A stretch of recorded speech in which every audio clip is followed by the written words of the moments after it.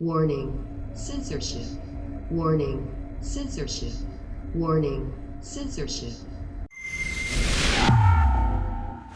Welcome back. Well, I just put up a video on YouTube where I have a conversation with two of Artur Pawlowski's lawyers. Now, I recorded this a couple days ago when I was in Calgary, and I was shocked. I couldn't believe it. I actually thought it was a bit of an emergency. I flew out there to meet them, to talk to them face to face, not just on the phone, about an incredible development. The government of Alberta, which says the lockdowns are over, which has already punished Artur Pawlowski, putting him in prison for 3 days along with his brother.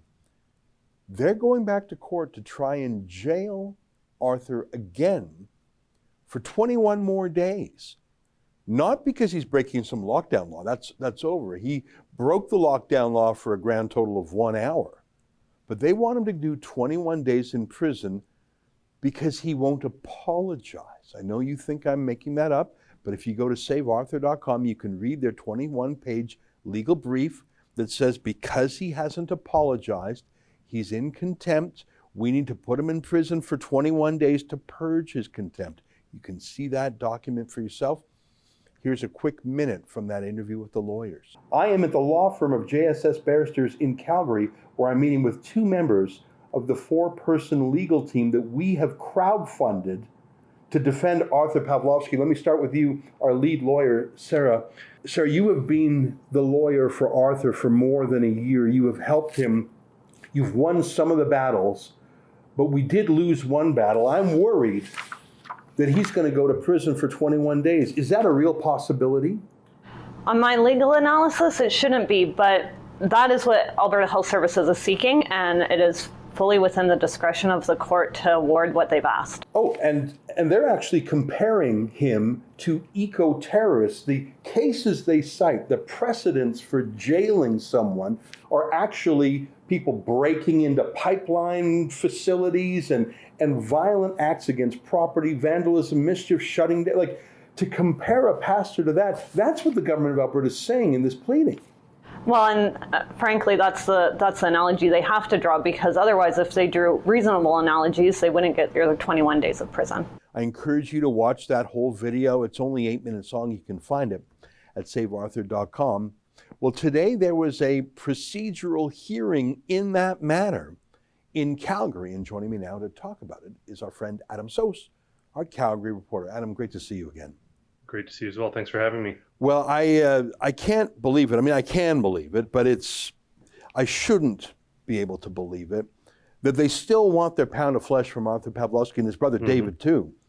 They want to put Artur back in prison for 21 days and his brother David for 10 days because they won't say sorry. I've read the 21 pages. That's what they're saying.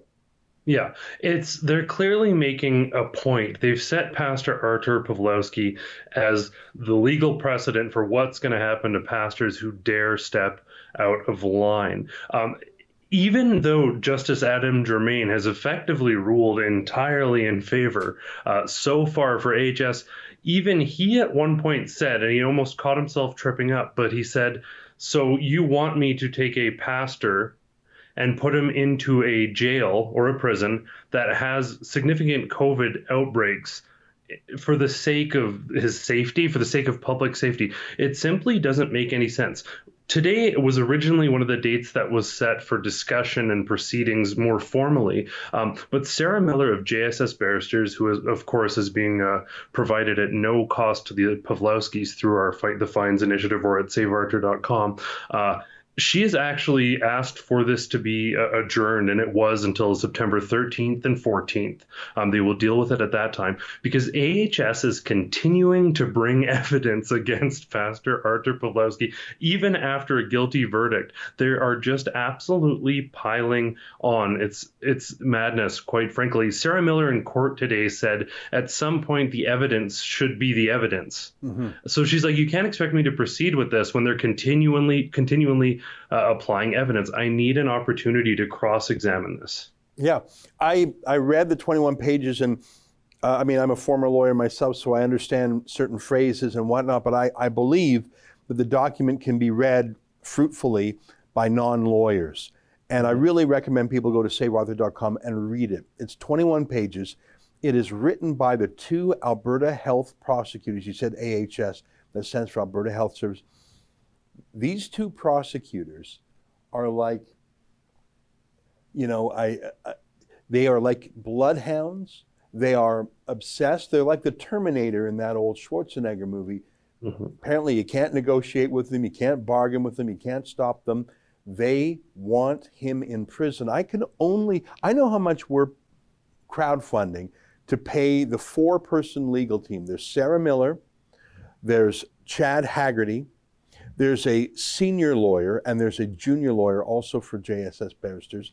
4 lawyers, and we need it because the entire resources of the Alberta Health Ministry and the Justice Department are prosecuting this one Christian man, or 2, his brother also.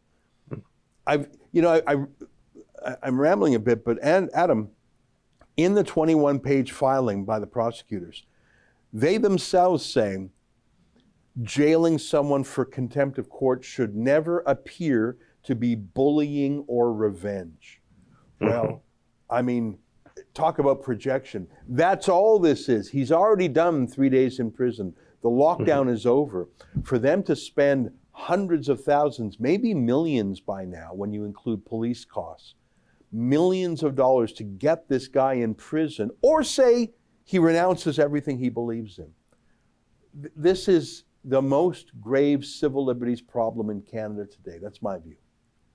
I could not agree more. We've heard time and time again from the very top, the politicians saying, well, we don't get involved. That's a legal matter. Well, AHS, Alberta Health Services, is functionally an agency of the government. So the government is involved. We've also seen, and it's as plain as day, factually, we drove around during this COVID crisis, right when Pastor Artur Pawlowski was being arrested, and we could go to any number of religious institutions, and their parking lots were absolutely packed. There's no one going after them.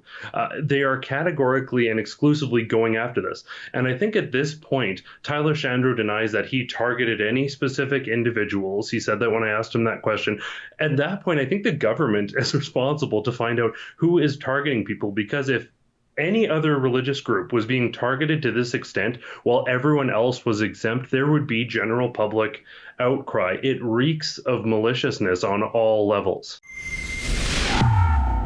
That's an excerpt from my daily show, the Ezra Levant Show. Every day I do a monologue on the news of the day, then I interview an interesting guest, and then I read my hate mail. You gotta subscribe. Go to rebelnews.com.